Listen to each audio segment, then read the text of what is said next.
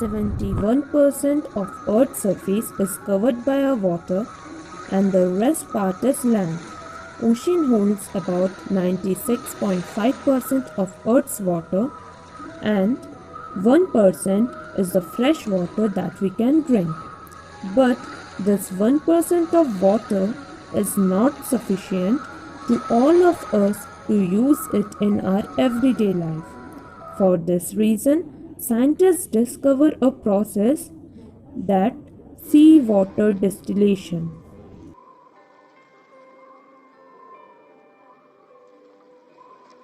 While it is possible to survive without food for up to 30 to 40 days, but we can only live without water for 3 to 4 days.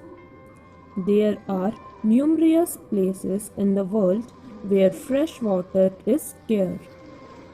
So people try to do everything they can to get hold of potable water. There is an abundance of seawater in the world, but it is dangerous to drink it in a large amount because its high salt content can lead to dehydration. A small home distillation apparatus is enough to desalinate a small amount of water, but large-scale technology is required to satisfy larger needs. Distillation plants are usually built on coast. First, water is purified mechanically, then there are several methods used for distillation. The simplest one is distillation, which is used by the plants in the animation. Its purpose is to remove salt from the water by boiling it. Several blocks, all containing heat pipe, compress a distillation unit.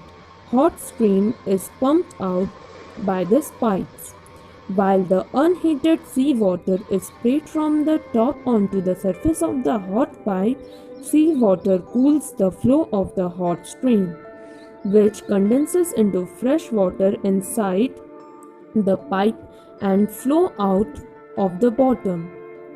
At the same time, steam from the heated seawater is conveyed into the heat pipe in the next distillation block. Desalinated water is collected from the heat pipe in this third distillation block, while the concentrated salt water exits through the bottom of the distiller. Steam coming from the last block is reintroduced into the first one through a thermocompressor, which increases the pressure and temperature of the steam. The ion exchanger desalinates seawater with electrically charged resin beads. These are filled into a container in which an outlet pipe is located. Seawater is added to the container from the top, then it flows to the bottom through the pores between the beads. As the water flows, the resin beads binds the salt content of the seawater and the accumulated water flows through a filtered into the opening. Finally, the desalinated water leaves the container through the outlet pipe. Initially, there are positive and negatively charged containers on the surface of the electrically charged resin beads. These are hydrogen and hydroxide ions of the water. The ionic strength of the positively charged sodium ions and the negatively charged chloride ion in the seawater flowing through the pores is higher than that of the contraries, repelling them from the surface of the resin beads. As a result, the sodium and the chloride ions bind to surface of the beads, and the repelled contraries from water molecules again. After a while, these beads cannot bind any more salt, and they need to be regenerated. The drawback of the ion exchange method is that very strong.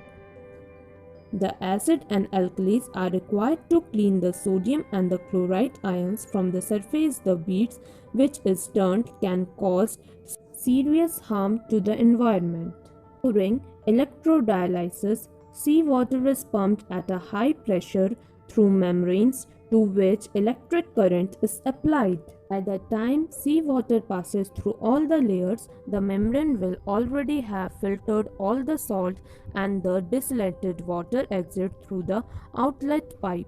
Salt held back by the membrane accumulates in another outlet pipe and leaves the pressure vessels as the concentrated salt solution. Reverse osmosis is one of the most widespread methods of the desalination. Moreover, it is one of the most environmentally friendly method too, as it does not require any hazardous chemical reagent.